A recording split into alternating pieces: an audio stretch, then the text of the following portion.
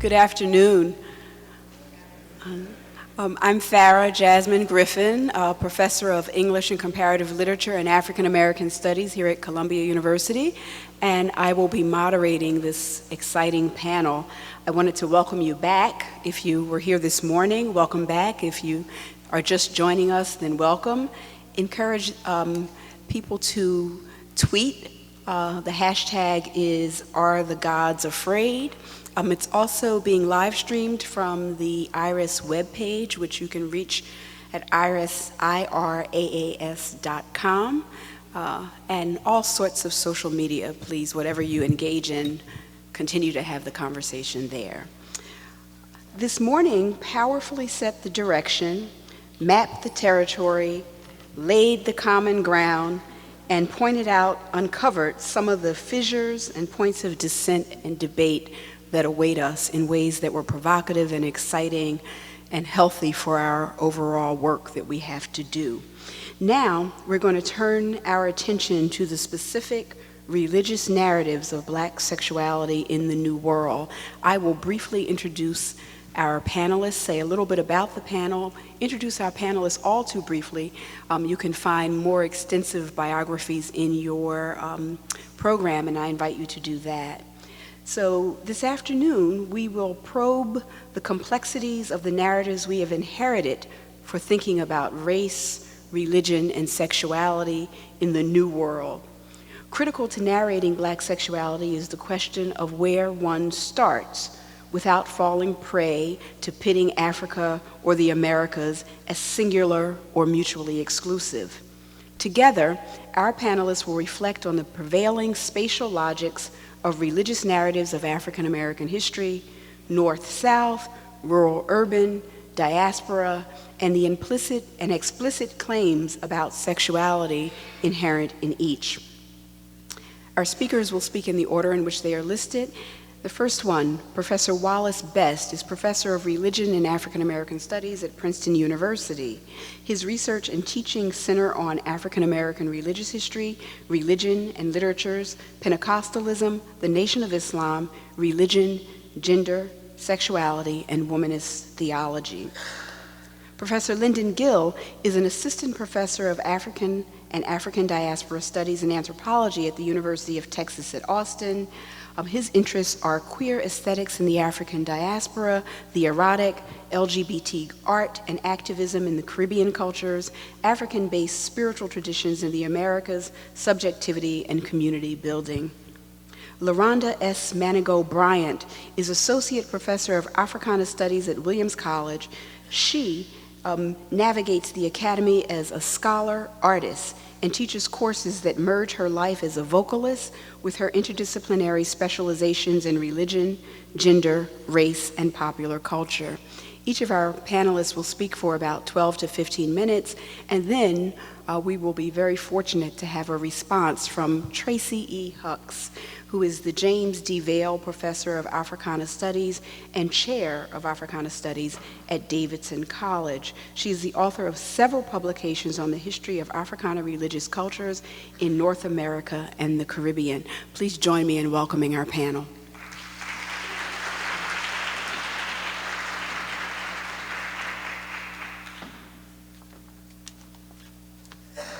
Thank you, Professor Griffin. I am honored to be here at this conference, and after this morning, I'm not so sure I want to be standing here now, but it falls to me to do just that. I want to thank the organizers for inviting me. I want to give a particular thanks to Joseph Surette and Laura McDye for putting all this together. It seems like an enormous task, but it seems to be coming together quite well. Thank you. Thank you to my colleagues on the panel and to you for being here.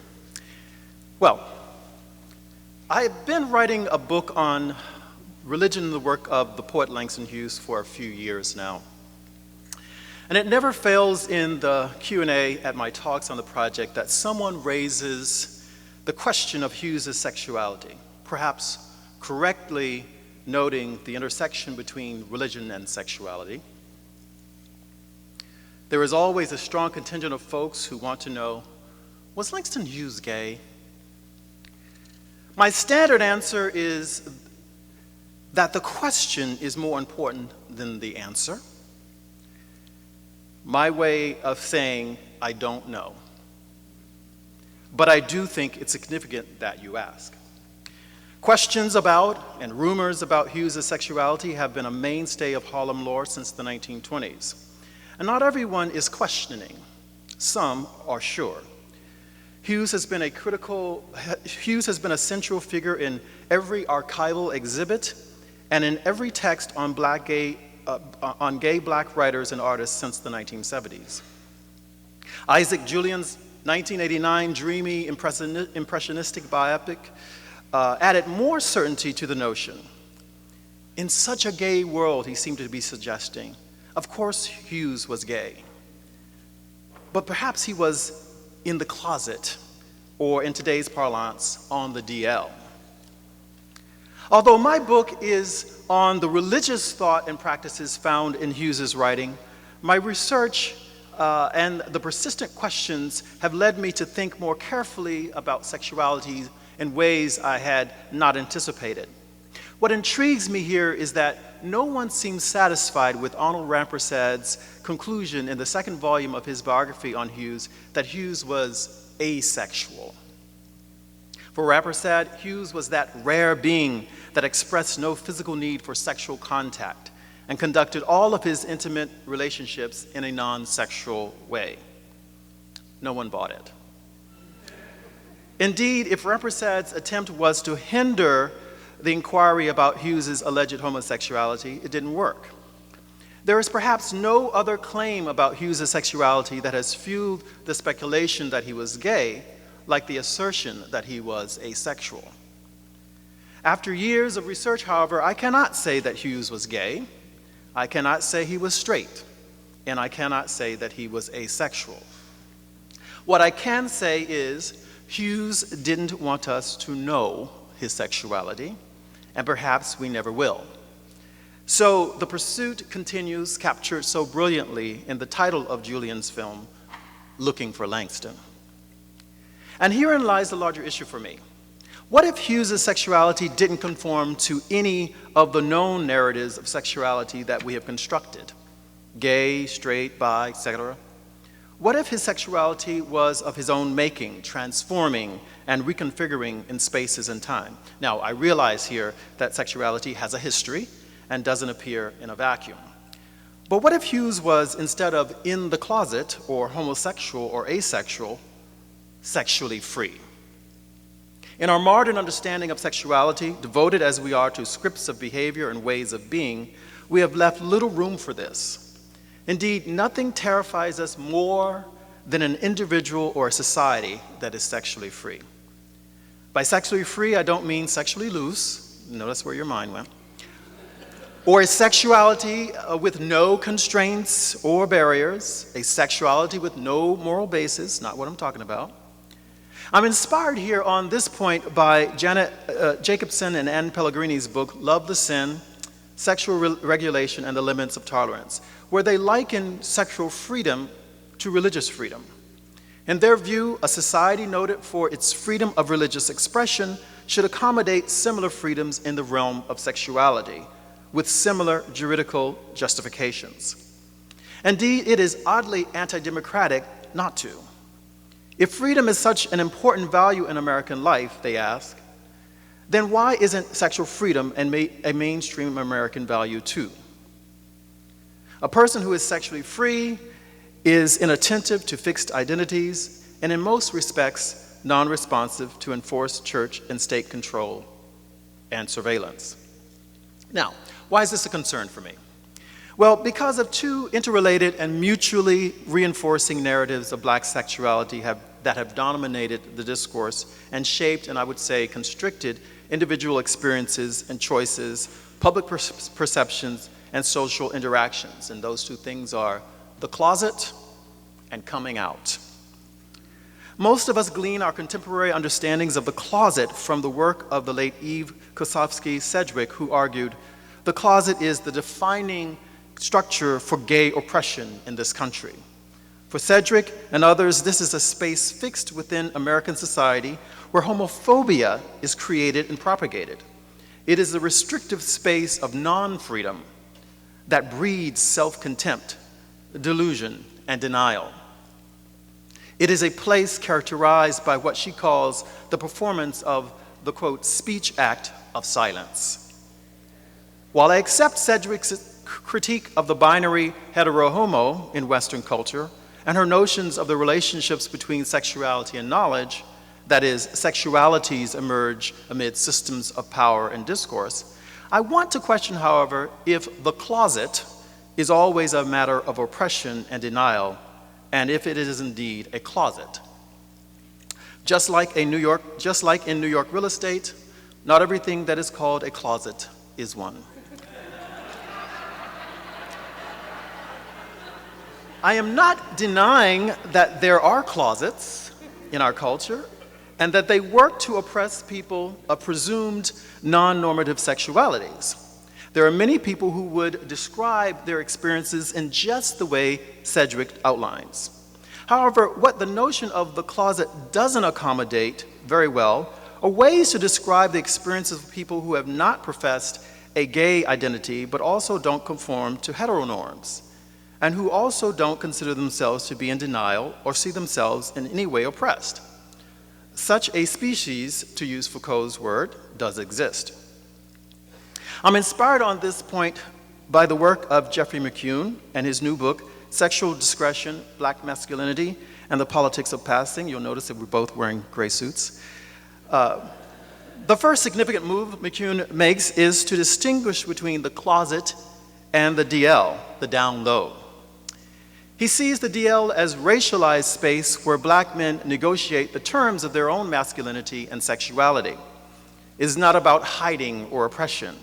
Despite R. Kelly's call to keep it on the down low, no one has to know. These men are, McCune writes, much less preoccupied with deceptions than they are with crafting a presentation of self that signifies a heterogender without requiring heterosexuality. He is keen on noting, first of all, that discursively and culturally, the closet is structured as white, despite the high-profile coming-out performances of Jason Collins and Michael Sam. More importantly, perhaps, McCune makes room for sexual decision-making, autonomy, and agency within DL culture. So what often looks like oppression, denial, and deception are actually choices being made about how one navigates the world on his or her own terms. What then if we reimagine what we have come to call the closet itself as a space of social arrangements, personal choices, and identity formations, and prescripted notions of sexual norms and narratives? And at the same time I ask, how is the closet different from other forms of dissemblance that black people have been called upon to perform? What reinforces the notion of the closet and is the other problematic piece of the construct is the public performance of coming out. There have been a proliferation of these declarations of sexuality in the last 15 years or so, beginning significantly perhaps with the coming out of Ellen DeGeneres in 1997. Her story set the pattern for subsequent declarations and indeed helped to create the space for them. Few of these public confessions deviate from the pattern. Coming out must be done, and there is a right and a wrong way to do it. And that is what I want to trouble. I use the word confession deliberately here with all of its theological implications at play. Coming out, once a term that connoted a debut into a community of one's own, has morphed into a performance of apology for difference and a plea for public absolution. Name it, confess it, and then wait for the exonerative response from the public. Yep, I'm gay, Ellen says. We don't mind, Ellen. We like you and we think you're funny. Even more than this, however, I'm interested in how discourses of power are reinscribed through this process of coming out, which necessitates everyone make the same choice and same statements about their sexual representations. This is precisely the power that church and state structures yield and is the chief basis for their claims of normativity. Coming out is no longer optional, and staying in is viewed as a type of violence. But how is the call to come out similar to other types of pressures to conform to the status quo? Isn't the call for everyone to come out another form of policing and surveillance? Can we really call for a society that is sexually free and one where everyone is out in the same way? It's like tattoos. Everybody has one, yet allegedly to express their individuality. Of course, I'm thinking of Raven Simone here. Yes, I did mention her. The blogosphere was all a Twitter with reactions to her statements about her sexuality and race, most of them angry and even hostile. I was more intrigued by the response to her claims that she didn't want to be labeled gay and that she was not African American than those statements themselves. What intrigued me more was that Raven Simone had come out in the wrong way. It was not up to her to dictate the parameters of her sexuality. It was not up to her to give names to her experiences, her experiences of herself in ways that have not been sanctioned and or recognized. It is not up to her. She is not sexually free. So what is a productive way forward with regard to this aspect of Black sexuality? I am not calling for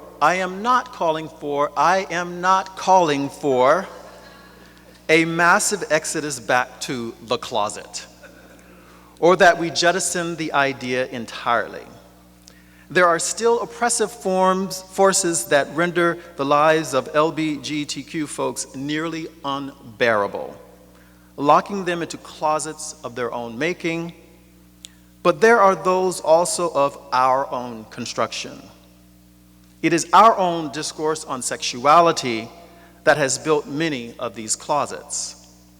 Might we consider then how this notion builds upon and constructs other systems of power that work to oppress and negatively shape experiences and ways of being?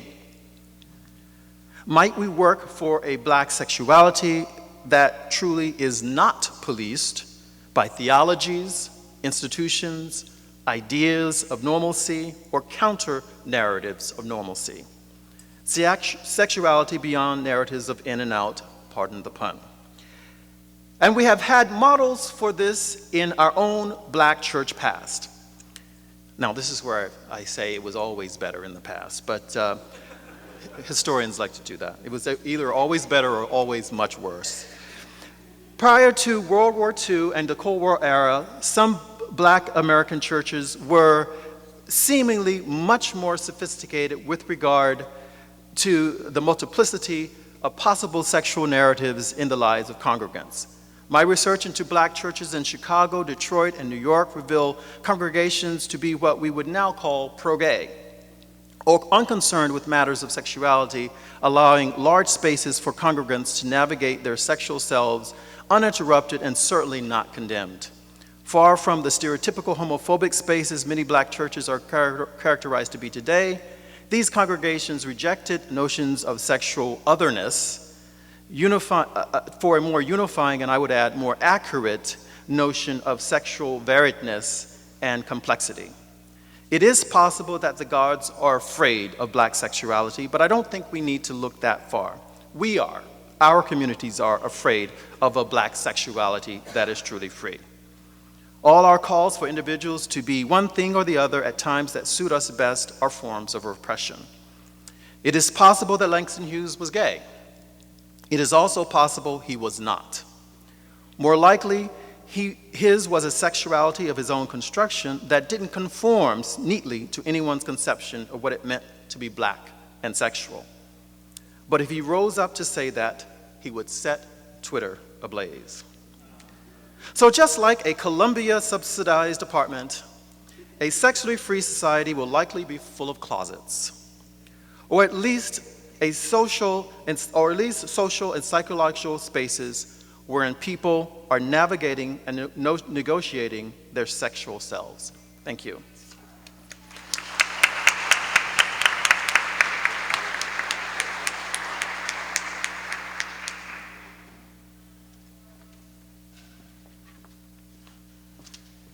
Thank you. I'm wondering if I get closer, do you hear me differently? Does it make a difference? No? It's all the same. Well, you look beautiful regardless of where I'm standing, though. So thank you, Wallace, so much for setting the stage for a kind of discursive intervention in terms of the kinds of language we use. I'm going to continue that a bit. But I have to first begin by thanking Yosef for being exceedingly generous, inviting me to be part of this already divine gathering that I imagine is going to get more and more divine as we go on, and for his really open-hearted support of me from a wee tot in graduate school up through, whatever I've become now, right? I really appreciate that, Yosef, to say publicly that you've always been there as a strong support for me. I also must thank you, Laura, Sean and Sharon, and Columbia University's Institute for Research in African American Studies for all the patience and work that went into making it possible for me to be here. It's an honor for me to sit beside you all, my fellow panelists, so thank you for that opportunity.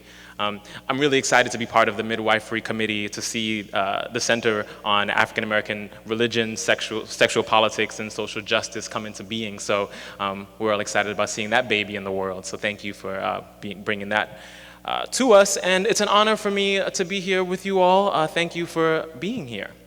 So what I'm going to present today is called I'm a Messenger, I'm a Messenger, Spiritual Baptism, and the Queer Afterlife of Faith. So the presentation is divided into 4 sections, and I'll try to indicate these as we move along. The first section, Coming to Spiritual Baptism, is an introduction to the faith. Some of you may know it. The second is called In Thy Midst, Spiritual Baptism and a Resounding Queer Presence. The third is called Healing, Mourning, and the Queer Baptist Ascension.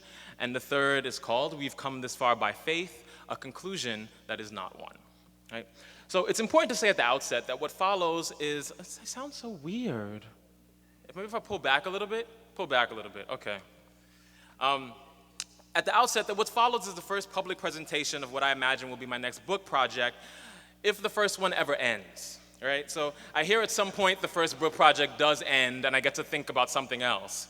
But that seems like a very far off mythical place right now. But I share with you my initial thoughts and research with the understanding that this work is part of a larger curiosity that's still unfolding for me, right? So even more than usual, I'm really eager to hear your comments or suggestions or your warnings about this path that I see myself eyeing. I had not gone to Trinidad and Tobago, and for those who don't know, my work is based in Trinidad and Tobago. It's an archipelagic Caribbean nation just off the northeast coast of Venezuela. But I had not gone to Trinidad and Tobago searching for queerness in the spiritual Baptist faith. But I found myself coming face to face again and again with practitioners of this syncretic religion. The spiritual Baptist faith certainly provides yet another cultural bridge. We know there are many between the U.S. South and the Southern Caribbean region.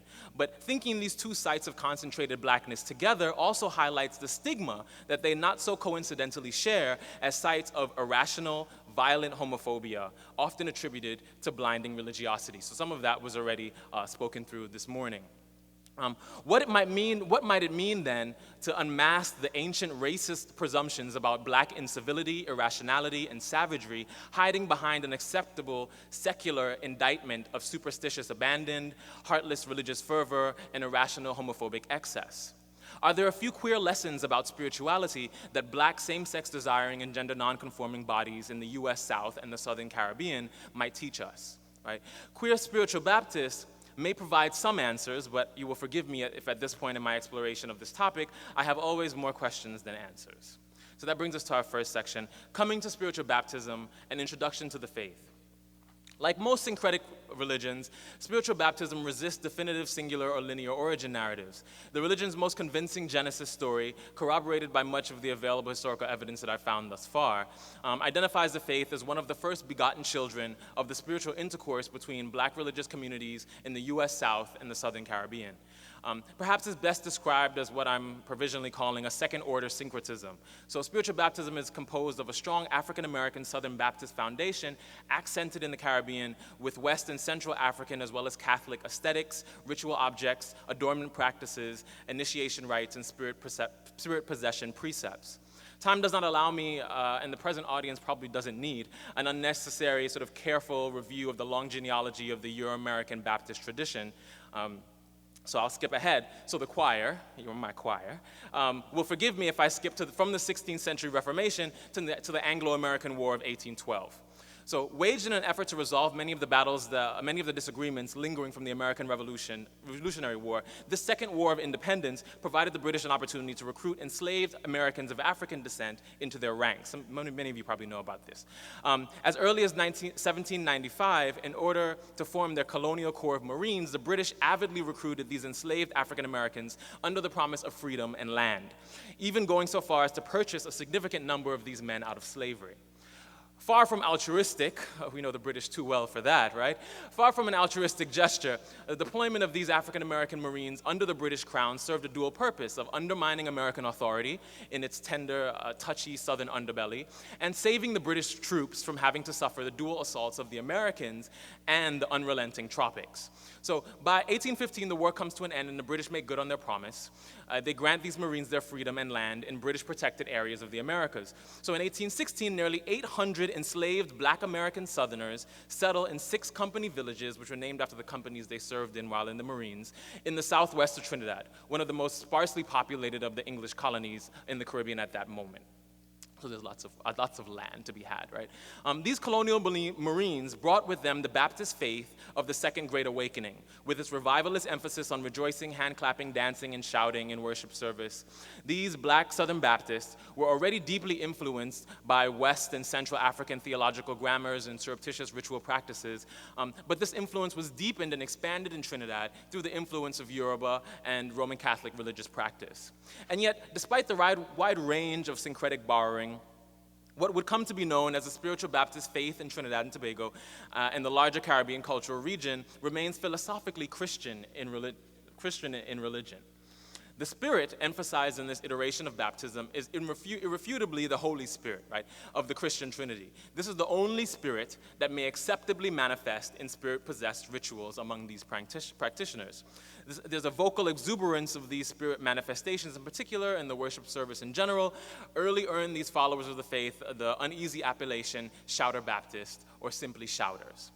In addition to shouting and Spirit manifestation, these Afro-Caribbean accented African-American spiritual this Afro-Caribbean accepted African-American spiritual tradition is characterized by an emphasis on adult total immersion baptismal rites as opposed to infant effusion, as we see in the Roman Catholic Church.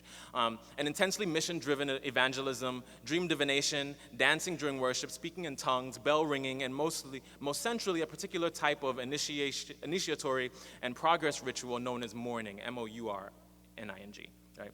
We'll return to mourning in a bit, but for now, I want to turn our attention from the preliminary understanding of the spiritual Baptist faith, so I was very quick and dirty on the spiritual Baptist faith, to a preliminary investigation of a queer presence in that faith. So we come to our second section, In Thy Midst, Spiritual Baptism and a Resounding Queer Presence. The significant presence of same-sex desirous and gender non-conforming congregants in spiritual baptism should come as no surprise to any scholar or practitioner familiar with the various cousin first-order syncretic religions in the Americas. Of course, Candomblé, Vodun, and Santeria figure most prominently amongst these. The prominence of queer believers in these classic New World faiths has been slowly garnering popular artistic and scholarly attention for some time, but the queer spiritual Baptists have hardly received any attention at all thus far. And yet, the intimacy between Caribbean queer communities and various spiritual Baptist churches remains nonetheless experientially ever present, at least in the experiences I've had in Trinidad. In a gesture toward the open possibility of thinking religious life and queer lives in scholarship about the Caribbean region and its transnational cultural archipelago, I offer a single example of a life of a Tobagonian woman who is both Trinidad and Tobago's most distinguished female calypsonian and a revered spiritual Baptist elder.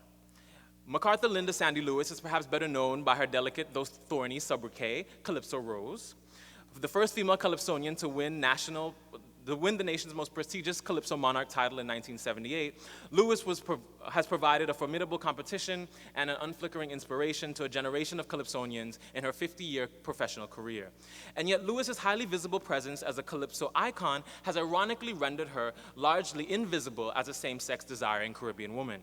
This invisibility is preserved by a public silence that refuses to recognize or openly discuss Lewis's sexuality, though she herself hardly avoids the topic.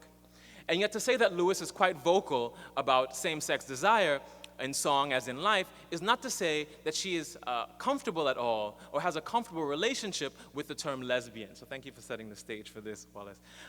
In an interview I conducted with her, the first to my knowledge that directly addressed her same-sex desire, Lewis had this to say when finally asked about her sexuality. I am a, how you call the word? How you call the word? I have a friend, a lover. And she always says, your work, because that's what you love, your work comes first. But I still divide my time between my lover and my friend. And we're domestic partners. This year will make it 11 years I've been married. September will make it 11 years. We were married in a church in California, a Catholic church. So I made it final by deciding to marry her, because this is my life. My family accepts me. My whole family knew. My aunt had known. The same aunt who raised me, she accepted me. Everybody accepts me. And who can't accept me? Chew them. People in Trinidad and Tobago do talk about me, but I don't care. They may talk, but not in a negative way. Not in a negative way at all. If they have something negative to say, it's probably in their mind. But they still hug me, and they still kiss me, and they still bow to me. Oh, yes. Every time I arrive home to Trinidad and Tobago, they bow to me, man. Lewis finds her way around using any particular language to describe her sexual identity. Instead of attempting a word to describe what she is, she shifts quickly instead to describing whom she has. And what she has is now an 18-year domestic partnership with her female partner. This declaration of queer love before a priest and her God is sufficient testament to Lewis's comfort with her same-sex desire. So her hesitance to name that desire comes from somewhere other than self-denial. Perhaps for her, and she's hardly alone among black women and men of her generation, and even amongst the black youth of today, the available terms are simply inadequate, and perhaps also she's in good company with Langston Hughes. Later in the interview, I gather myself to ask Lewis explicitly now if she would identify as a lesbian. In response, she quickly smiles at me, and with all the ease of her breath, she says simply, I am happy. And as far as I can tell, she is happy. This 74-year-old woman who has found love in the arms of another Caribbean woman is Calypso royalty. So we move on to our third section, healing, mourning, and queer Baptist ascension. So Lewis's embrace of her same-sex desire is not for her in conflict with a reverence for the divine. Recognizing that from an early age she had been touched to serve God, Calypso Rose recounts stories her parents told her about a spiritual gift she possesses for healing. But as a spiritual Baptist practice, the young prophet would have to wait until adulthood to be formally baptized into the religion and begin her trials to deepen her faith. In our same interview, Lewis explains her initiation and progression in the faith through this mourning ritual. So we've come back to mourning. She says, we, spiritual Baptists, when we go into the inner chamber to gain higher wisdom, we go into a room and are locked away for a certain number of days. It depends, 5 days, 7 days, 2 weeks, whatever. I did it 5 times. I was mourned 5 times. We call it mourning. When you seclude yourself from the carnal world and you go into the spiritual world, and all you do is pray. All you do is drink water and pray. You're fasting. There's light, but your eyes are bound. And the reason why your eyes are bound is as a symbol that you're banning yourself from the sight of the world. So I mourned 5 times. The first time I mourned, I was a healer. The second time I mourned, I was a diver and a searching warrior, and these are spiritual roles in the faith. The third time I mourned, I'm a mother. The fourth time, I'm a mother. The fifth time, I'm a mother. A mother is at the head, which means to say that I can put bands on my children. This is offering sacred protection and guidance to her circle of followers. I can baptize children, put seals and signs on them, and mourn them or initiate them, offer spiritual counsel to newcomers in the faith. I'm very high up there, she says, not immodestly, right? Having experienced the transfiguration of her spirit 5 times, a kind of metaphysical mourning, Mother MacArthur Sandy Lewis cherishes her role as a religious elder. Lewis thrice hears the call to spiritual motherhood, and this becomes a mandate for a woman with no children of her natural flesh to guide and nurture other spiritual children. She has reached a rarefied height in the spiritual Baptist tradition, and yet the full song of herself has hardly a discordant note. Calypso Rose's full-throated queerness has not muffled what she believes to be her resounding religious foundation. Lewis's musical oeuvre bridges the false dichotomy between spirituality and sensuality that black lesbian feminists have been insisting we relinquish for decades now. Right? These seemingly isolated spheres of experience enfold precisely because this leader in religion and song reaches across them insistently. We've come to our final section. We come this far by faith, a conclusion that is not one. 2 minutes? Okay, thank you. Although Calypso Rose is certainly one of the most prominent same-sex desiring elders in the spiritual Baptist faith, she's hardly a singular queer presence in the large body of Baptist congregants in Trinidad and Tobago and beyond. Lewis and her queer Baptist kin encourage us to ask other kinds of questions of Christianity in the African diaspora. They implore us to explore various queer possibilities in the already queer Christian traditions of the Americas. What might it mean to begin our journey into Black diasporic religiosity, eager to find queer presence instead of a prohibiting queer absence? Might we simultaneously remap both a spatial and sexual logic of Black religious narratives in the Americas? These Americas, from Canada through the Caribbean and Central America down to Chile, are an unavoidable initiation ground. And it is precisely in the region of the Americas that are presumed to categorically exclude LGBT life that life persists there by the grace of God. Not simply tolerated in various religious spaces, but divinely ordained to be there. Black queer believers in the spiritual Baptist faith and other spiritual traditions teach us to search concertedly for Black queer presence in the very sites where it's presumed it should not and cannot exist. Encouraged by Caribbean lesbian feminists Jackie Alexander and other lesbian feminist theorizing priestesses like Omisheke Tinsley, I ask simply that we turn some of our attention to Black queer spiritual workers who are challenging the fierce secularism of radical social justice movements and the still progressive pockets of the academy. These Black queer believers are embattled with even the most subtle fetishization of faithlessness in queer life. The Black queer faithful are unwilling to relinquish faith despite a chorus of dismissals that hopes to heal the wounds of various homophobic and transphobic exclusions with the salt of secularization. Many of us firmly believe, and this belief should not mean that we stand arrogantly always beyond the shadow of doubt, right? But many of us still believe that a fertile and potent and expansive spiritual landscape is one of the most important family heirlooms that we've inherited as queers of African descent. This we know for sure. We've come this far by faith and faith alone. Thank you.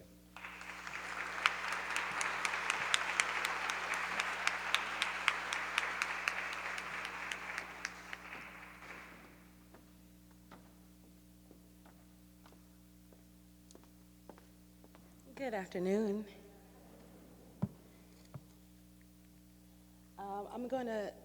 I'd like to start just by saying thanks for the invitation to be here and for everyone for convening such a wonderful event. I am very thrilled about the conversation and the conversations that are unfolding, and I look forward to hearing more and conversing more with you all, and especially the panelists, because there are lots of wonderful connections. One of which I'll start with is that of music. So I have framed my remarks around this title. I like titles, at least around conversations, because it keeps me oriented to what exactly I should be focusing on. And my remarks are framed around the idea, but I had a praying grandmother, emerging histories of Black female sexuality. I'm starting actually with Helen Baylor's testimony. Folks know who Helen Baylor is? I see some nods, okay. Even as I hear some snaps, all right. Even as Helen Baylor began her career in the 1970s as an R&B and Broadway singer, she is best known as an artist whose 5 gospel albums reached the top 10 on Billboard's Gospel Albums chart. Among her memorable recordings is her 1995 The Live Experience, an album which features the song that I readily think of as a kind of Black Protestant church choir staple, If It Had Not Been for the Lord on My Side. Akin to We've Come This Far by Faith, right? So even as the song itself is worthy, certainly, of its own in-depth exploration, it's what happens before the song that is of particular interest to me and frames my brief remarks today. Helen Baylor testifies about her swift rise to fame and her subsequent fall of sorts, her own language, led by her addiction to marijuana, to pills, to alcohol, to cocaine, and to sex. Admittedly, there are particularities in her testimony that I find less compelling. The masculinist language, these complex and, I argue, very limited kind of notions of evil and theodicy, couched in the language the devil had a trap set and all drugs are a spirit. These features are noteworthy, but so too is it that Baylor attributes her deliverance from that difficult period of addiction as an attestation of God's salvific power. Most striking to me, Baylor calls on her grandmother. And it becomes a repeated sung trope in her testimony. I have a bit of a cold. I would sing it for you, but we will not make us all uncomfortable with that today. She talks about how it was at her grandmother's encouragement that she began singing as a child, and that it was her grandmother who first told her that God would use her one day. She identifies her grandmother as the person who laid on her face, these are her words, and fasted and prayed on her behalf. It was her learning that she attained from her grandmother that Baylor, in her own words, knew enough to call on the name of Jesus, end quote, for her deliverance. In this example, we see the power of testimony as a means of navigating the past and the present, as a mode of connecting women to intergenerational understandings of faith. In my own work with the Gullah Geechee women in South Carolina, and my more recent interviews with Black women in responses to their representations in popular film, those intergenerational understandings are not only important to faith and religion, they are imperative to how Black women see themselves in their relationship to the world, and how they navigate all of their selves, which certainly includes their sexual selves, in this world. Now, admittedly, this discussion is directly informed by my own location. I was born and raised in a rural town in South Carolina, the South Carolina Low Country, Moncks Corner. I grew up in what I like to call a Baptist Costa Holiness United Methodist Church. And I too had a praying grandmother, a woman who believed in the power of prayer and fasted and used her faith to intercede on the behalf of her children, her grandchildren like myself, and her great-grandchildren. She too seeked her religion, which is actually quite comparable to the spiritual Baptist idea of becoming, of mourning in some ways. It's fascinating. So I had a praying grandmother, right? And as I became an adult, I recognized, however, that there were theological, social, psychological, and even sexual limitations to my grandmother's theological point of view. Now, that's not to say that they limited my grandmother theologically in any way, but that they were limiting to me. One of those key limitations that I interpreted and that I saw was an overwhelming silence about sex and sexuality. I get that my grandmother was born during a different era of sexual codes of conduct, but I'm talking about even those most intimate moments, right? Those moments with my grandmother and her friends, when I'm sat between her knees as she was doing my hair. The silences around sex and sexuality were striking, given how so many of those other things were being discussed, and especially in contrast to the music that I grew up with. So while gospel music often played in my grandmother's house, Betty Wright's No Pain, No Gain was a staple in my home. As a young girl, I wanted desperately to know why my mom so loved that line in No Pain, No Gain when Betty Wright says, "I was earning my man while I was learning my man." I figured it out eventually, and let's just say that it wasn't at my grandmother's aid. It wasn't with her help. It was from that questioning, that perspective, that I began, and I continue to wrestle with how we hold on to, or we even reclaim, intergenerational understandings of faith, of religion, of sexuality, those intergenerational understandings that shaped our mothers, our foremothers, and whether or not many of those intergenerational understandings are advantageous for Black women in our current context. This may sound like a somewhat nostalgic rendering of a coming-of-age story, but I tell it here because it echoes so many of the stories that I've come across in my research. Through my work, I've been even amazed and made more aware of the kind of in-betweenness of Black women's sexual identities and the damning limitations of discourses in Black feminism and Black religion that frequently omit their experiences, our experiences. There are distinct spatial logics, I argue, that inform Black Southern women's experiences. And by spatial logics, I mean that there are particular religious narratives that inform how Black Southern women are engaged or even ignored in contemporary culture. Within these spaces, there are innumerable silences around what can or cannot be expressed, about what's appropriate or inappropriate regarding Black women's sexual practices. Many of those same logics inform how Black women throughout the United States and the diaspora grapple with navigating their sexual identities in a complicated, saturated, and I would argue media-driven context. So going back to my work in South Carolina, in my book, Talking to the Dead, I describe Yaninga Wheeler, who is a 60-year-old woman who uses storytelling to communicate with her deceased grandparents.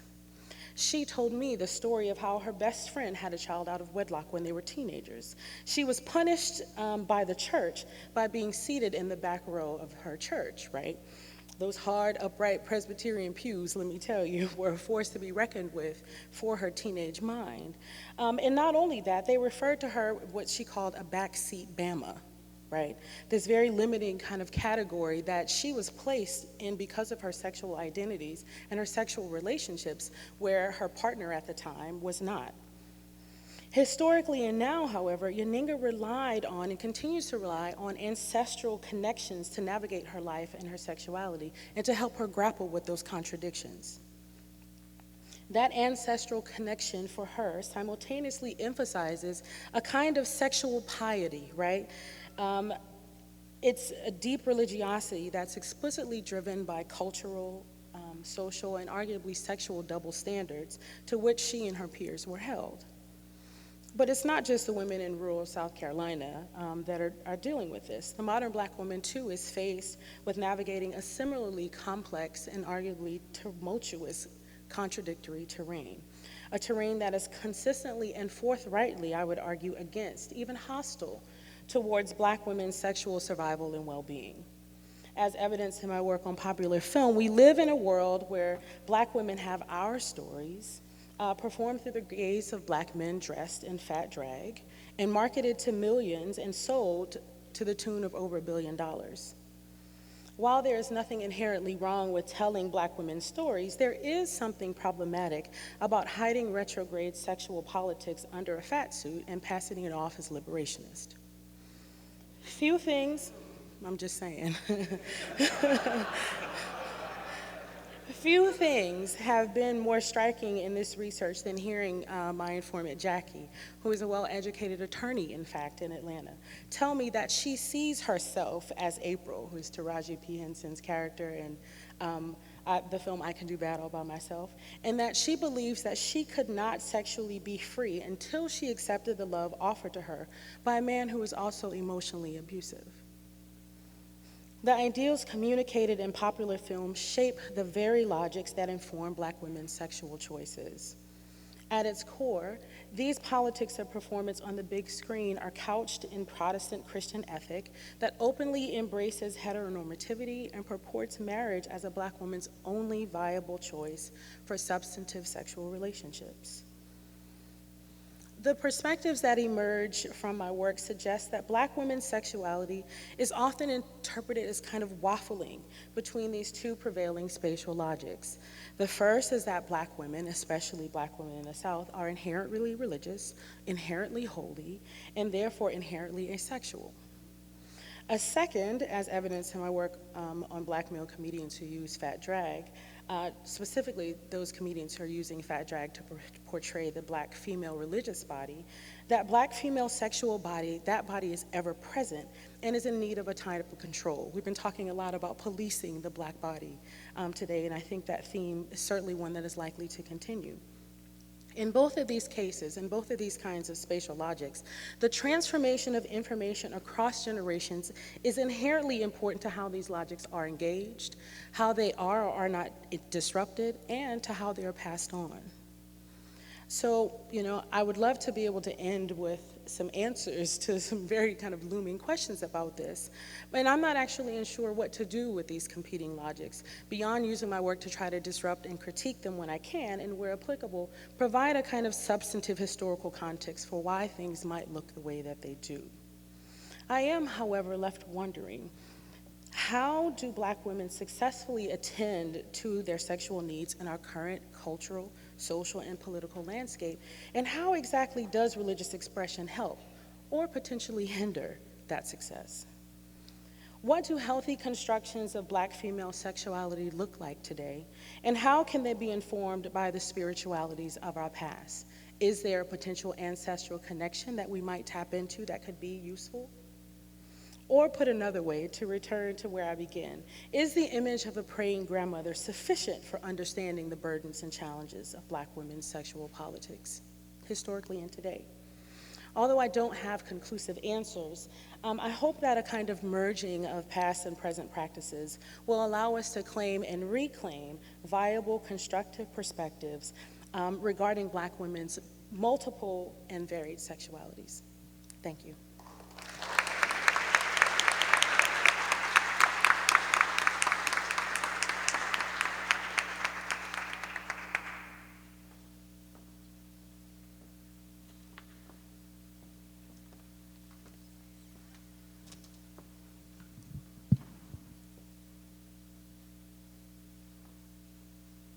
I'd like to thank Yosef Surret for this invitation. And I also want to thank you that when you went online to look at the schedule, there was the face of Manning Marable there, and that great ancestral presence was there, invoking and continuing his vision of this institute. So thank you for that and for remembering the ancestors in this moment. I want to thank the panelists for their insightful, creative, and deeply generative papers. I got to read these in terms of outline form and paper form in a much larger version, and so my remarks in part will come from that larger version as well. And collectively, they, in very creative ways, reimagined and rethought and redirected the question, are the gods afraid of Black sexuality? But before I begin with my formal remarks, I wanted to open with a very compelling story and talk a little bit about my journey coming here yesterday to this conference. So before getting to the scholarly, I want to get to the reality. I did not book a direct flight into New York City, so I had to transfer and had a layover. And in that transfer, going to my second flight, I was a bit hungry and wanted to go online and get something quickly to eat. And as I was there, an African-American woman came up to me who was working in the nearby restaurant and said that she wanted to tell me how nice I looked and asked me, was I going to a conference? Now, I don't know what conference attire looks like, but apparently, you know, I had on conference attire. And I said yes, and then she walked away. Now, when I went to wait for my food, she came back and she said, well, what's the title of the conference that you're going to? And I said, are the gods afraid of Black sexuality? She said, I wish I could go to that conference. And I said, you can, because it'll be streaming live. And I hope she's watching. And she said, let me get a pen and a paper. She wrote down the information and how to get the information there. And then she said, well, where are you going now? I said, well, I need to catch my next flight. And she said, can I walk with you? And I want to talk to you about that brief walk to my next gate.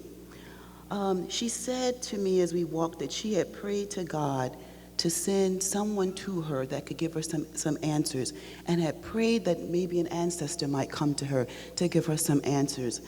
Because she said that she had been experiencing that when she went to sleep and when she would awaken, she, in my estimation, was experiencing these wonderful natural feelings and would awaken with these orgasmic feelings of sexual ecstasy. And she said that they would happen, and she couldn't quite explain it. She wasn't complaining about it. Let me say that.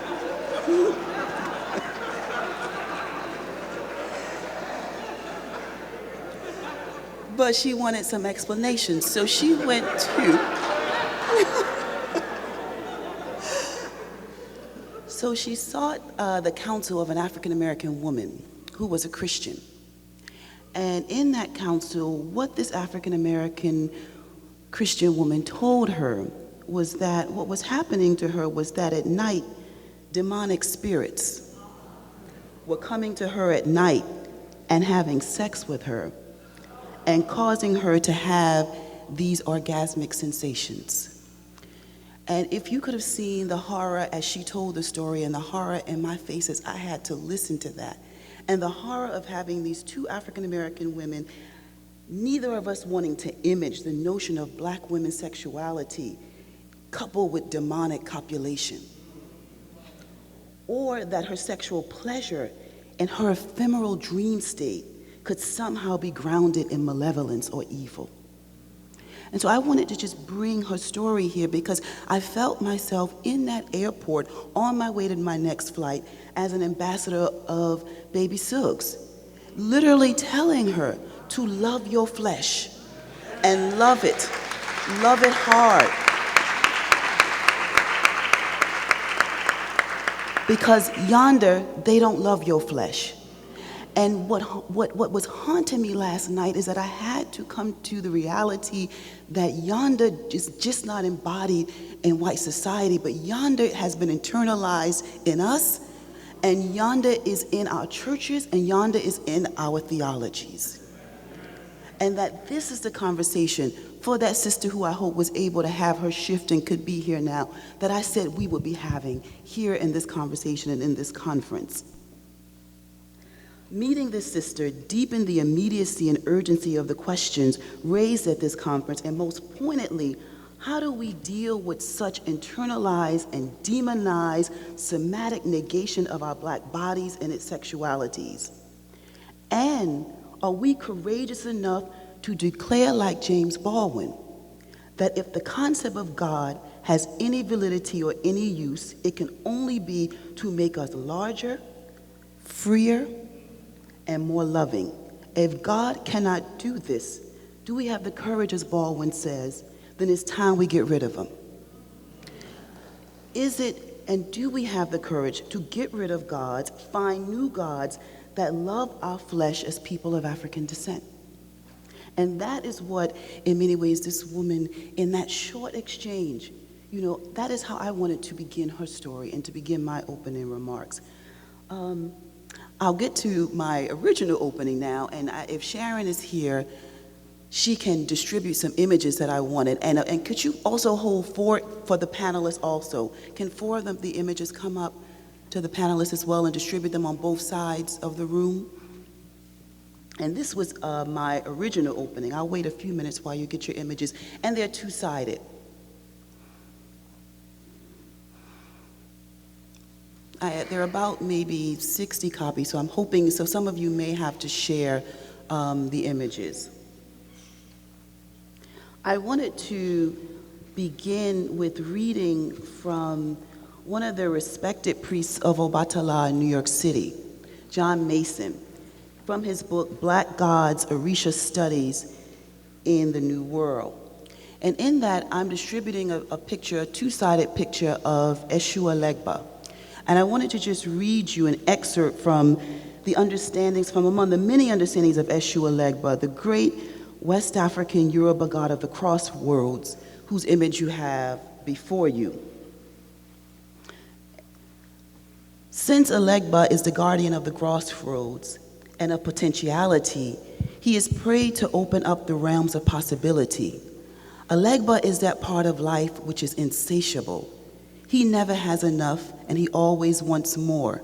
This is partly the reason that his penis is always erect. The erect penis speaks of his constant drive and shows that he is always ready, and he is physically insatiable. He has a voracious appetite, which is never satisfied, and he is sometimes depicted with either his mouth open or sucking his thumb. His emblems are the comb, the whistle, and the spoon. The comb alludes to his sexuality. Elegba has long, plaited hair, which is combed back. The long hair is a sign of strength and sexuality. In traditional sculpture, it is sometimes shown braided in the shape of a penis. And I wanted to begin with Eshu Elegba to open the way and open other ways of understanding responses to the question, are the gods afraid of Black sexuality? And I wanted to invoke LeRhonda's probing and counterframing and qualifying question in her outline when she asked the question, which gods? Which gods? Because often the gods of Africa, as reconstituted in the diaspora, not only embrace Black sexuality as natural, but embody it. They view it as an expression of a generative life force. Sexuality is not dichotomized in their iconographic representations, as you see on the images. LeRhonda offers an insightful and critical engagement on the very languaging and question posing and presuppositions that we use to inquire and begin discussions about Black religious narratives and Black sexuality. I resonated with LeRhonda's question, which gods, and Wallace's conceptual concept of the closet, and the challenges that often render African and African-derived gods as closeted within many Black religious studies discussions. So similar to the closet that reinforces the dominance of heteronormativity, these gods are often hidden in the shadows of Christian normativity. So how do we, on a panel on religious narratives in the New World, talk about closeted Black bodies, closeted Black sexualities, and also closeted gods? And LeRhonda helps to reframe this discussion with us with Gullah Geechee notions of speaking to the dead, ancestral communications, and the religious practices that emerge from what she calls the triangulation of African, Caribbean, and Black American diasporas. LeRhonda not only works with these historical and geographical spatial logics of the Gullah and Geechee women, but she also moves to the spatial logics of the contemporary Black women's body and Tyler Perry's spatial productions of gender. How are we to talk about real and lived Black women's sexuality through these consumptive, performed, and occupied gender territories of the Black male-mediated body? She has this kind of wonderful coupling of the historical and the contemporary. And as I was thinking about, what word would come to mind in terms of putting those two together, the kind of Gullah Geechee and Tyler Perry. And the word that came to my mind was haint, a ghost. A haint is a specter that makes constant visitations, or to use your language, that are ever present. And that haint also, one of the formal definitions, that haint eventually cause problems for someone as time passes. And so my question was, what kind of problems does the haint of Madeira cause for Black women? So I want to thank you for coupling these two important spatial logics. And Lyndon, I want to thank you for bringing in the geography of the Caribbean diaspora. Trinidad is also one of those spaces where I do my own work, and I welcome, generations of scholars coming along to really see how ripe the space of Trinidad is for doing continued work. Also, both you and Wallace not only emphasize the African diaspora, but what you call the Black queer diaspora, and have it that be an important site and marker for our scholarship. And as you do that in some ways, you continue the conversation on Black women's sexuality in your examination of the spiritual Baptist tradition of Trinidad and Tobago. Like LeRhonda, you state in your larger paper that, quote, non-Christian traditions are as important for any conversation about religion and sexuality in the African Americas as the influential syncretic faiths that can convene Black peoples in Candomblé tejeros, Vodou Hunafors, Santeria houses, Rastafarian groundations, spiritual Baptist tabernacles, or hoodoo conjure circles. And so your paper in many ways makes space for the diverse religious narratives that comprise the African and Black queer diasporas in the New World. What I found intriguing, and you may want to talk a little bit about this, or just think about it as you move on your scholarship, that you chose to sketch the genealogy and foregrounding spiritual Baptists within the European Protestant Reformation and European denominational Baptist history with William Scriven and Roger Williams in North America, and then eventually African American Baptist churches. And I was curious to know how you would engage other scholars like Carol Duncan, who also works on the spiritual Baptist, who concludes, quote, the spiritual Baptist church is a new world African religion that drew on the belief systems of a number of traditions in its formations. And how, if at all, can this categorization of New World African religion be useful for your understanding of Black sexuality? I was influenced also by your discussion on page 8 and 9, and you read a little bit about that, where you talked about, and yet what come to be known as a spiritual Baptist faith in Trinidad, Tobago, and throughout the larger Caribbean region remains a philosophically Christian religion, even if it allows for a wide range of syncretic borrowing in the expression of that Christian philosophy.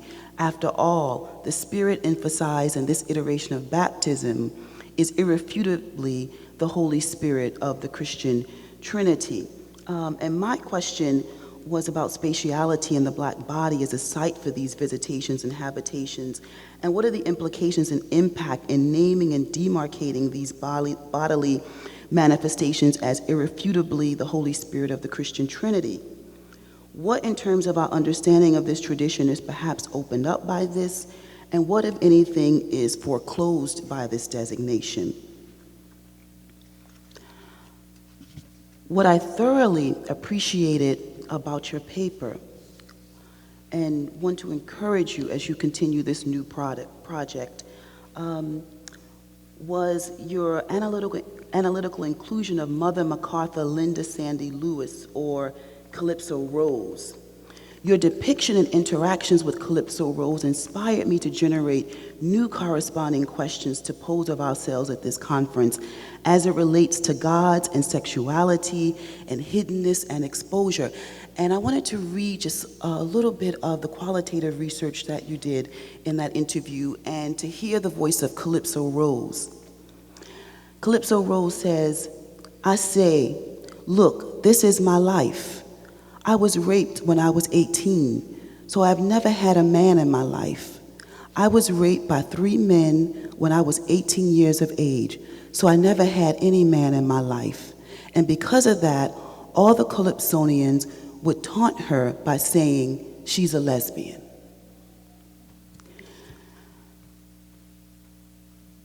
And I wanted to, from that, begin to ask other questions. As we talk about gods and sexuality and its silences and invisibilities, might we ask an even more disruptive question in that, are the gods afraid not just of Black sexuality, but are they afraid of Black sexual trauma and Black sexual violence that impact Black sexuality? What is the role of the gods in mediating and mitigating the effects of Black sexual trauma and Black sexual violence? And what do the gods of the spiritual Baptist tradition have to say and offer to this? For Mother Lewis. One of the patterns that I found in each one of your discussions is that you move from a general analysis and then left us with these complex figures of Tyler Perry, Calypso Rose, and now Langston Hughes. What Wallace did not give you was the wonderful title of his paper, Our Closets Ourselves.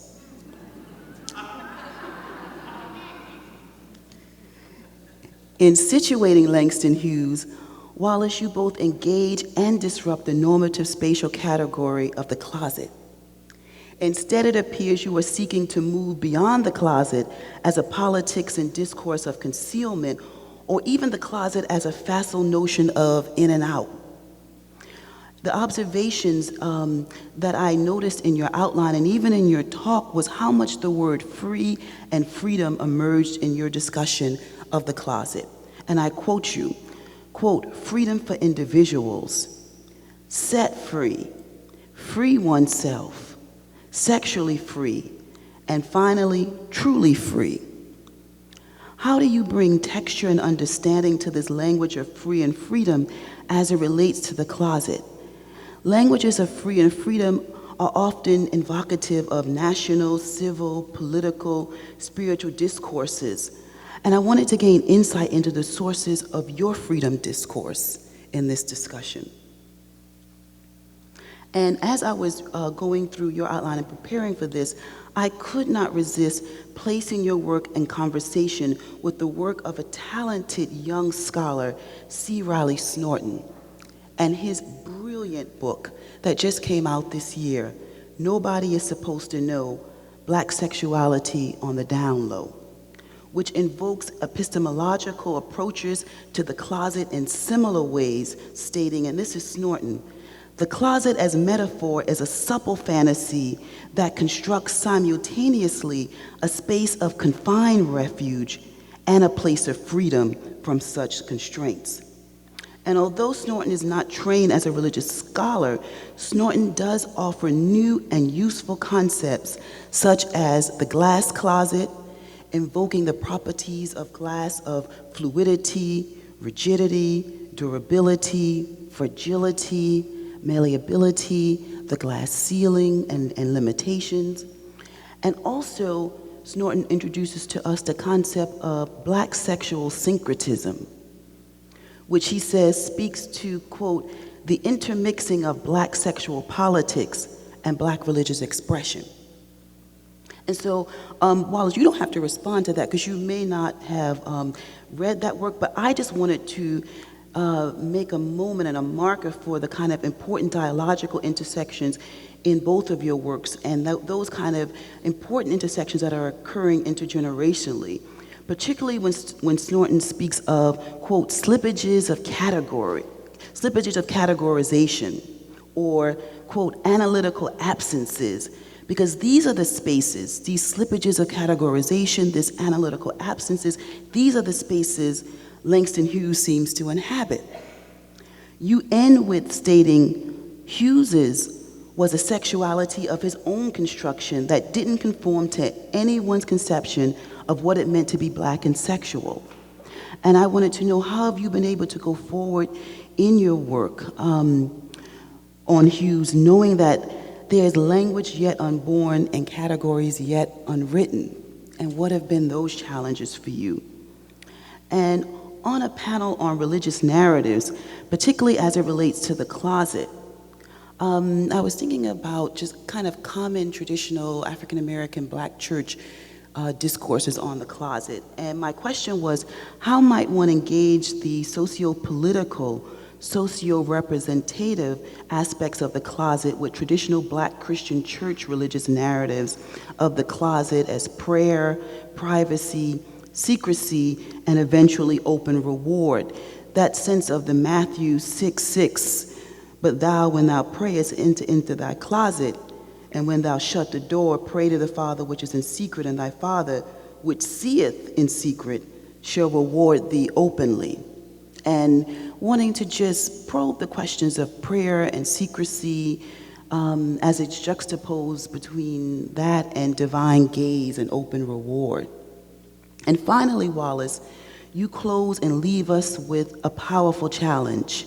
And I end my remarks with this challenge in stating, this is Wallace, it is possible that the gods are afraid of Black sexuality, but I don't think we need to look that far. We are, our communities are, afraid of a Black sexuality that is truly free. And for you, and perhaps for all of you, this is where the conversation needs to begin.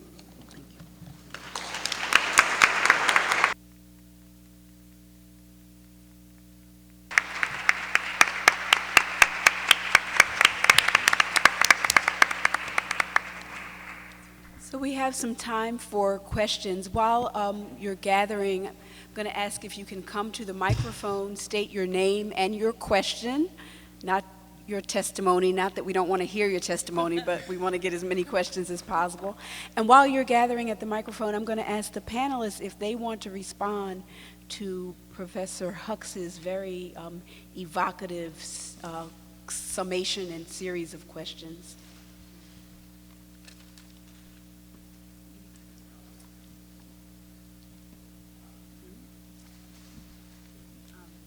Can you all hear me okay? Yes. I just want to express my appreciation, Tracey. I mean, it seems like this question, this larger question of haunting, is something that is with us. So thank you for bringing that forward. And so I'm hoping that there'll be more conversations and questions about that, because we all seem to be haunted in some ways. And, yeah. Okay, we'll gather for questions. While we're doing that, I want to just call your attention to Tracey mentioned the young scholar C. Riley Snorton, who actually will be speaking here at Columbia at the end of this month on October 30th. So please check websites for that. He'll He'll be here speaking on his new work. Lyndon, did you want to say something? Yeah, go ahead. If I could, I mean, Dr. Hucks, thank you so much. And as I move forward, I take, start at the beginning. Start at the beginning with thinking critically about the experiences that we have in life, and that understanding and taking really seriously the proposition that, lesbian feminists, that Black feminism has given us, that our experience is a highly theoretical field. It's a very fertile place, the kinds of experiences we have with people. So taking that seriously, I'm always in awe of that, and I feel that to be inspiring, that the experiences we have with anyone, people who are cooking our food, who are cleaning the rooms, are the very things from which we can build theory, and are transformative for our thinking. So I really appreciate that. I appreciate you beginning with Elegua and bringing ancestry into the conversation to begin with. So thank you for that, Ashe, to you for doing that. Just in terms of really figuring out this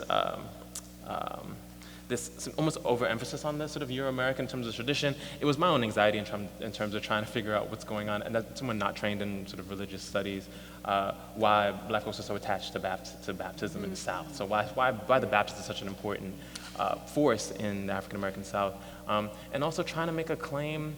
And it's hard, and I think I need to, because it's sort of fallen in the other direction, like you're saying, that there's a lot of emphasis in sort of giving the history from Europe to the Americas, then bringing it down to the Caribbean, without much attention to sort of more the African part of that spiritual tradition. I really want to make a claim for a kind of new world, quote unquote new world, spiritual tradition that is African, that is also European at once, and it's hard to sort of get that balance right, but I need to make sure to get that balance right, so it doesn't seem, lots of the literature focus and emphasize how Christian the text is, and I think with talking to people directly about their relationship to it, and seeing what kind of, we can say whatever spirit we want to say is entering the body, but our bodies and our ancestors show up, right? Where even if we claim that it's only the Holy Spirit that's showing up, other spirits may show up too. So I accept that, and I'm excited to talk to people about what spirits show up. And you called me out a little bit in terms of taking out the section on trauma and rape, because it was difficult to address and also make sure that we don't conflate lesbianism with sexual trauma. I mean, we're going to get an example of when we see Know the Rape documentary, where we can talk and have a space opened up for conversation, but that's a really important conversation to have about sexual trauma that we all experience that doesn't make us queer, but that happens to us. And if it did, most of the world would be queer, if we all experienced sexual trauma and it made us queer.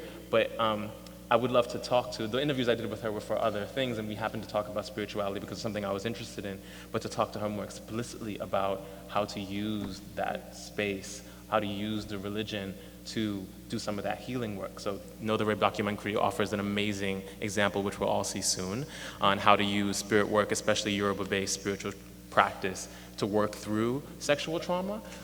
But I would love to see how someone using a so-called New World spiritual tradition that is all those things is doing that. Yeah. Thank you. Real quickly, yes, Tracey, so moving and so wonderful. You got so much out of that outline that thank you. Things that I didn't know were there, and I'm so glad you found those things. They were so wonderful. Listen, I have to tell you, I am so appreciative of you challenging me to get me to think about the sources of this freedom I keep talking about, because it does appear a lot in this document and in my thinking. This idea of sexual freedom, what it means. I'm still thinking about that as a concept, and what would be those sources. Maybe from sacred texts in some ways, some readings, but also from our national texts. You know, sometimes I think this country needs to live up to its own convictions when it comes to notions of freedom. We're always talking about freedom, and we offer so little of it to so many people. But also this category, this idea of the closet as a religious category. I hadn't thought about that. Our secret closets, actually. There's so much to think about. Because again, I think closets exist. I just want to really trouble the notion of what a closet could mean. And I think this is what you're getting us all to think about. There are several potentials of what could actually, a closet could actually mean. So I'm sort of pushing for some autonomy and some agency there when it comes to that notion, and also to think about to give that back to that person who is expressing something that may look like closeted behavior. I'm not saying there's no such thing, but I want to trust people to be able to tell their own stories and their own experiences about what it actually is happening in their own sexual representations. But I hadn't thought about it as a religious category, and I must do that. Thank you for challenging me on that. Okay. Also, if you're unable to get to the mic, just raise your hand and we'll have conference staff bring a mic to you. First question. Thank you. This was a wonderful panel. I have a question for Professors Gill and Best. How lovely to put Calypso Rose in dialogue with Langston Hughes. I have a methodological question, though. I'd like you to reflect a little bit on queer as a useful interpretive category. I don't believe you used this term, Professor Wallace, and I didn't hear it. I'd like to hear a little bit more about how one might think about queer in terms of Africana religions. Speaking of analytical absences, how do we think about this? Is it a useful category, since we're talking about categories? So. And I know who you are, but will you identify yourself, please? I'm sorry? Will you identify yourself? Oh, my name's Yvonne. Yes. Okay. I had queer in there and I took it out. We're all queer, I hope you know that. Yvonne, yes, I took that out because actually that's how I categorize Hughes, actually. I actually find that term very useful. What troubles me is that it's becoming a catch-all phrase. You know, we dump everything into queer that we don't understand in some ways. But I think, though, if you think about it with any amount of intention, I think it works. There's a lot of work being done by the term queer there. I don't know if Hughes would own it, but as I try to describe his experiences, the closest thing that comes to what I understand what he was up to is the term queer, and I'm not trying to use it as a catch-all phrase in his regard, but I took it out of this paper because it actually is because it is the word that I think actually is doing the most descriptive work to more accurately reflect some of the complexities that I'm describing in Hughes' life and other people's lives. Yeah, thank you for asking that.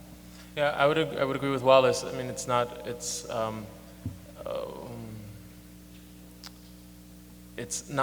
the best term, but perhaps right now it's the best I have.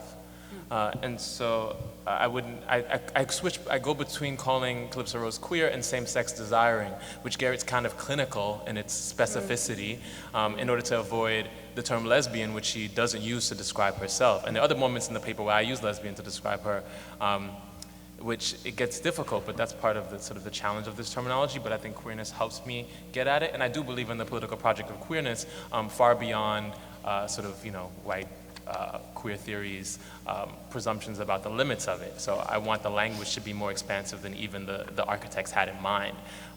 Much like the language of freedom for the architects of this nation, right? More than they had in mind, but we want to be able to do with their words, because words are expansive like that. But I think, yeah, it's the best I have so far. Right? But yeah, it's important to continue to have that, not let it settle in, kind of in a way. Thank you for an amazing panel. My name is Rich Blend here at Columbia University, and I have a question about categories, about how we bump into the language and impoverish vocabularies, right? I was sitting here and I'm thinking both about love, about freedom, but about whose God we're talking about. And I went back to the Egyptian Book of the Living and Hymn to Hathor, right? When he says, listen to me. There's a section toward the end that says, we are gods in the body of gods, truth and love our destinies. Go then and make of the world something beautiful, set up the light in the darkness, right? Baldwin here referenced not only suggested that love is a popular movement, but no one's ever really wanted to be free. Also beloved, not only baby Suggs, but that community of women, right, who went to exercise beloved from the place, suggests to me that there is something much more macro that we have to do to overhaul what I'm calling a kind of common disaster, a kind of dealing with nibbling at the edges of our real confinement in inherited categories. So what I'm asking really is, when Baldwin says no one ever really wants to be free, he's saying much more about not the categories that we bump into, but a kind of expansive freedom, right? That might cost us something, this thing called black, this thing called queer, whatever that might be, right? But the language, the vocabulary seems to me to be limited. And I'm wondering, how do we get beyond even the epistemology of the closet as a useful paradigm for understanding a kind of diasporic, that three-legged pot, right? In the African diaspora. How do we get to a place where we're not, I say nibbling the edges because I think something else might be required to get to the place we're after. I'm not really concerned, or we shouldn't be, if Langston Hughes was gay, right? That's his own kind of personal business. But the people who live in the world, inhabit it, who experience the world like that, right? By virtue of the comportment and all that. So I'm wondering, how do we get to a place of real transformation? What kind of vocabularies, what kind of language can we pivot and use to do a certain kind of work?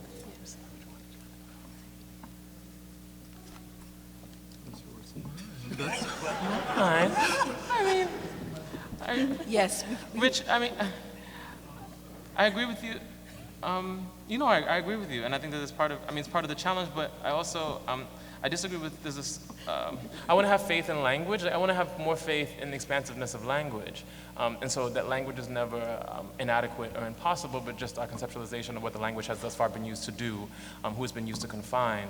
It seems kind of, postmodern-y way out, sort of, in that I understand the language has a particular kind of weight, but I also want it to be as expansive as we can possibly imagine it to be.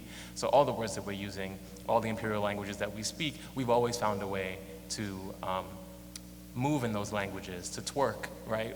In the midst of what seems really confining, like the English language. African American vernacular English is a beautiful example of all the possibility that can happen even with a language that's been, pushed upon you.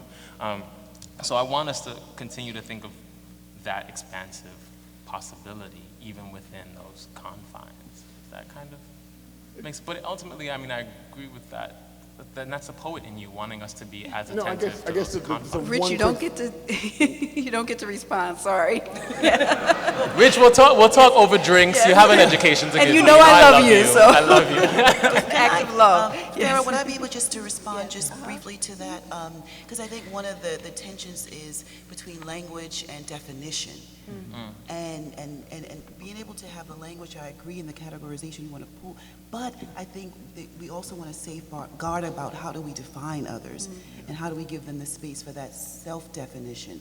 And he invoked Baldwin, which I didn't get a chance to read, but I just wanted to read and invoke Baldwin in that conversation on this question of his own self-definition. He says, I think the trick is to say yes to life. It's only we in the 20th century which is so obsessed with the particular details of anybody's sex life. I don't think those details make any difference. And I will not be able to deny a certain power that I have had to deal with, which has dealt with me, which is called love, and love comes in very strange packages. I loved a few men, and I loved a few women, and a few people have loved me, and I suppose that's all that saved my life.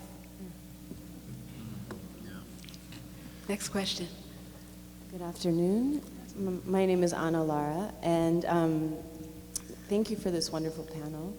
I've been thinking about, in general, about how the management of sexuality by the Catholic Church gave rise to the category of negro and indio, right? Which, in other words, what I'm saying is like, looking at 15th century documents, we can see how the management of sexuality of natives and non-natives in the plantation economy really forms these new beings, theologically, philosophically, that we now have to grapple with. And so my question, and I look at that and then I look at how LGBT activists in the contemporary context really frame their struggles in the Dominican Republic for human rights, for LGBT human rights, as a struggle for Afro-diasporic sovereignty.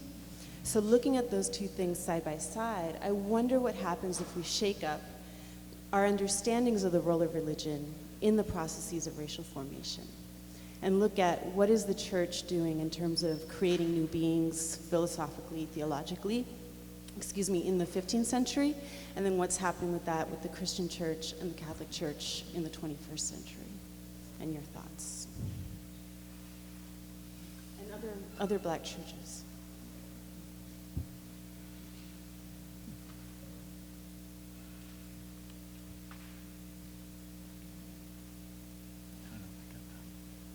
You stumped them.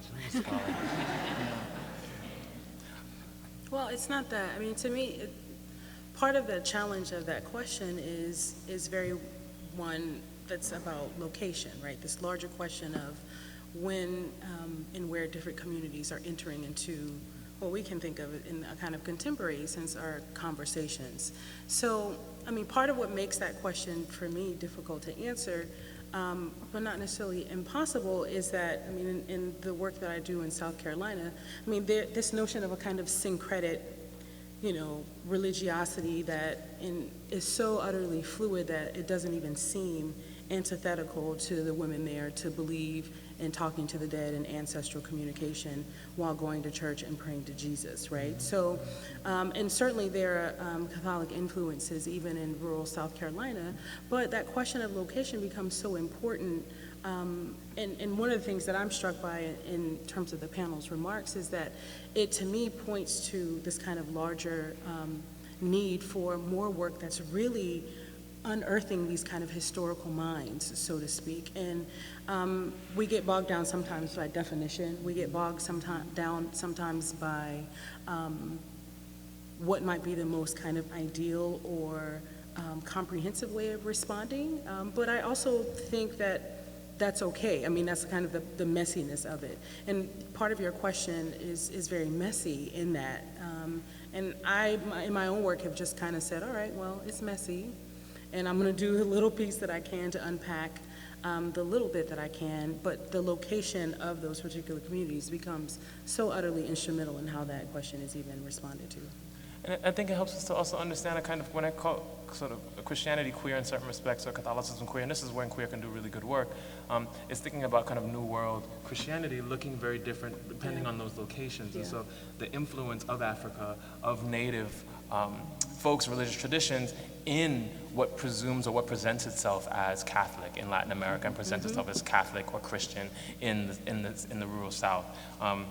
It's really important to sort of unpack that. I mean, what was really interesting, fascinating for me about the formation of certain kind of racial identities, the use of race during the 15th century, sort of in the midst of colonialism, is not only the formation of those kind of categories of Negro and Indio, but also the European comes into being as a particular kind of category. And then this, Sylvia Wynter and all this stuff comes up in terms of thinking about how that becomes a category that's the only sort of category for the justifiable human.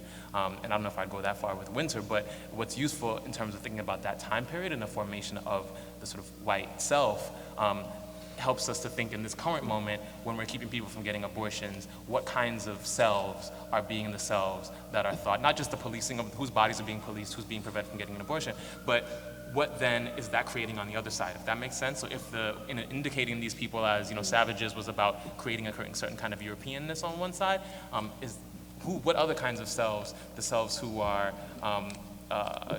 procreating, which kinds of bodies are the ones that we want to be procreating, like what other kinds of selves are being almost as a kind of negative being produced in these moments when the church is policing particular kinds of bodies. It's presuming that it's creating another kind of appropriate body at the same time, much like it did in the 15th century, I think. But I don't know, sort of. I'm going to try and take the next three questions, if you can just state them, and we'll keep track of them and have the panel respond so that we can get in as many as possible. Hi, thank you. My name is Mark Broomfield. I just wanted to know are you familiar with Jane Ward's work, Not Gay, Straight, Sex Between Straight White Men.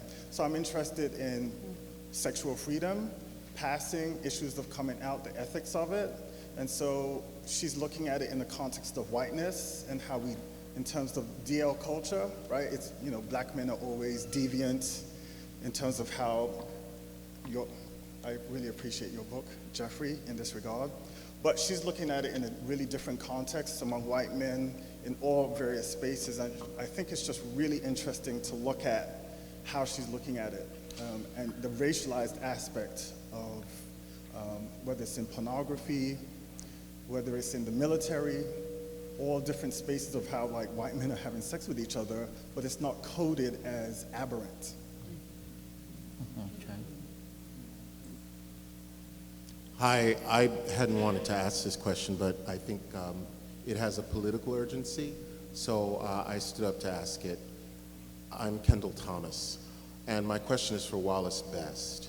It has to do with coming out. I am old enough to remember the significance, the sort of life-defining significance, at least for gay black men of my generation, of coming out.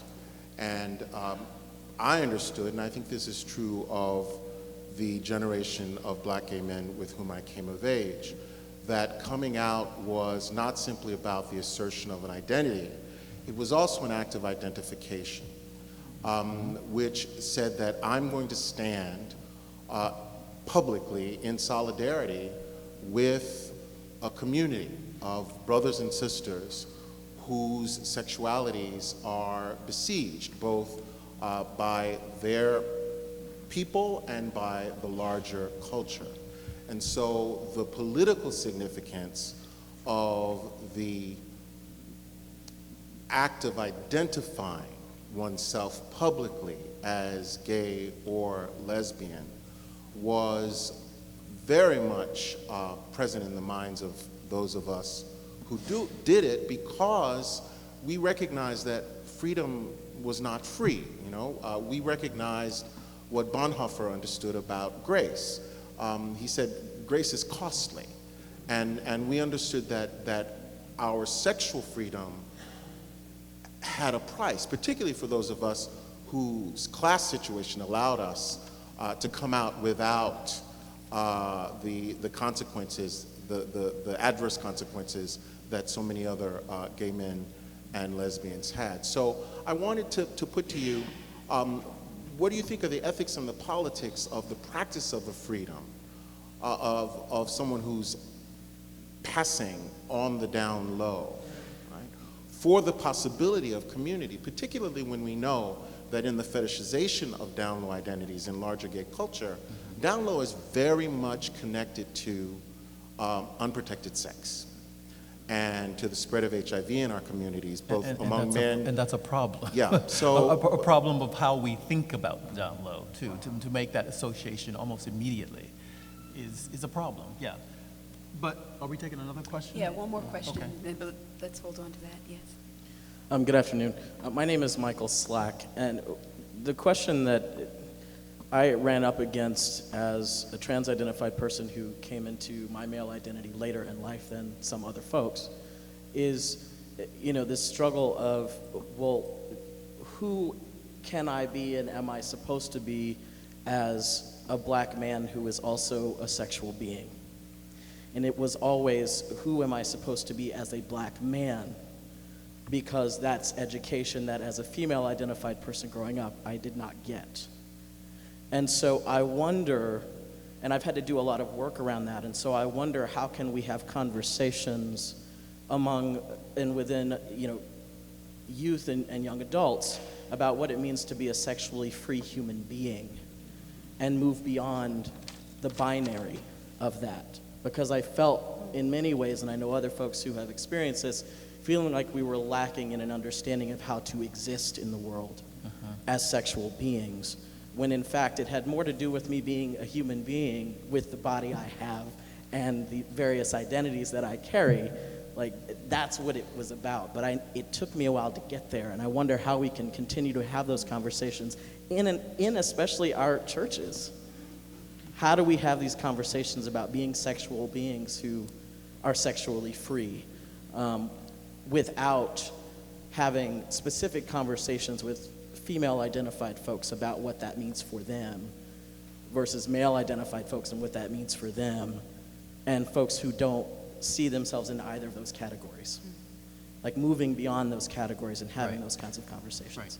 So it's a question about language and understanding, and also an encouragement to do that with greater intensity and intentionality. Okay, thank you. 3 important questions.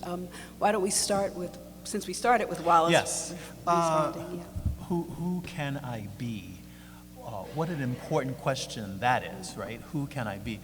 Listen, I really hear you, and you had two key terms in there that make a distinction, and that they're the distinction for me. The two words were identification and identity. Partly what I'm suggesting here is that there was a time, again, maybe I'm being overly nostalgic about a particular era, when coming out did mean that identification with a group. What I'm disturbed about now is that it's not so much about, as I say in the paper, it's morphed into some type of apology for existence, right?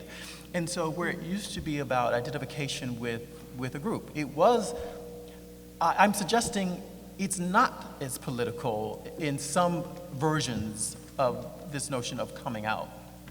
It can be politicized, but it is about, what troubles me about this is certain kinds of scripts and processes that are attached to it, to this idea of coming out. You're talking about a time when your coming out was an identification with a group. I'm not quite sure and I'm using here as an example some very, very high profile coming out stories that are very much not about that. They're not about identification with a particular group. I'm one of these people, that kind of thing. These are my people. It is about this kind of public offering of oneself up for a type of scrutiny. And then we sort of read those scripts on those bodies and what it must mean for them to be now out and to be gay. Why that troubles me is that in a sense kind of confines the very possibilities that the gentleman was just talking about. Who can I be if the script is already read for me about what it means when I'm out? When I say sexual freedom, and I think our churches can create these spaces, I'm just trying to make some room for people who will look about this room even and say, I don't find myself here. Right? So how can we make room for people who say, I am not this, I am not that, I know this script, I know that role, it's not me, right? So maybe the radical idea I have here is that to give people permission to tell us who they are, instead of us telling them who they can and can't be. So that's what troubles me about notions of the contemporary notions of the closet and contemporary understandings of coming out. And I'm not saying that people shouldn't come out. I'm just saying I want to give people a little bit more freedom to define for themselves what that is and what it looks like. There were two other questions. First, familiarity with Jane Ward's not gay sex between straight white men, and also the last and final question, which Wallace addressed a little bit. Any other thoughts? I mean, my thoughts are in line with Wallace's, and so I won't say more, but to your question, Mark, that if we were to learn anything, although I was going to say something snide, I won't say something snide. If we were to learn something from straight white men, I think it can be about the freedom to express one's sexuality in a way that doesn't then lead to a kind of demonizing narrative about the transference of one disease from one group of one community that's demonized to one that's vulnerable, that are both demonized. Black men and black women are both demonized in this society. And so I think there's something productive about opening that space to say that I am a man who occasionally will have sex with men. It does not need to mean that my heterosexuality gets called into question, that I even need to identify with heterosexuality per se, that we get very committed to these categories. So maybe there's something in the word. I haven't read it yet, so I'm willing to take a look at it. That's opening our eyes to those possibilities that get shut down when we see the work of racism keeping us from the full blossoming of our sexual selves. I want to connect that full blossoming of our sexual selves also to our spiritual selves, though, in a bit of insistence, because especially Jackie Alexander talks about how in the very places where we're most radical in terms of thinking about our politics or our sexuality, it becomes okay to bash religion and spirituality. sort of closed-minded, that there's a secularism in radical progressive movements within the academy, outside of the academy, that's really troubling. And she's talking about it primarily within feminism, that radical feminists who have disidentified with spirituality as a kind of superstitious thing, and how troubling that can be for those of us who feel like that full self, that whole self, is a spiritual self as well as a sexual self. And so how to bring those things together. Now, I don't think we can get that from white gay men or white straight men necessarily, but perhaps. I'm more willing to look to our black lesbian sisters who've been doing that kind of work in terms of addressing, stepping into the room as fully who we are, and that means the challenge of being a full sexual being and a full spiritual being at the very least at once, how difficult that is.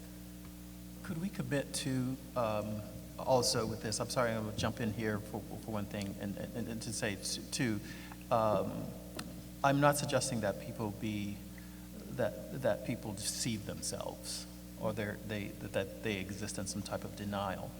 But I hope we can stop it in this room right now, that every time you mention black man, you mention disease.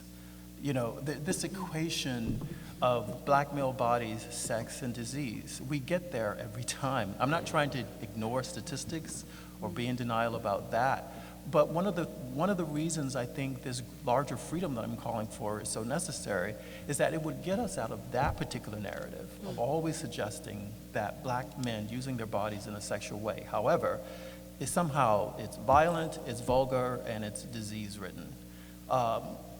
Let's commit to not making that connection, because I think it doesn't accurately reflect the way most of us live our lives.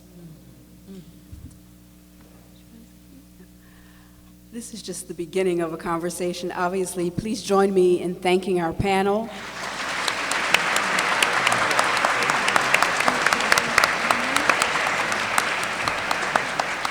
We're going to take a 5-minute break and reconvene in 5 minutes for our next panel. Thank you so much.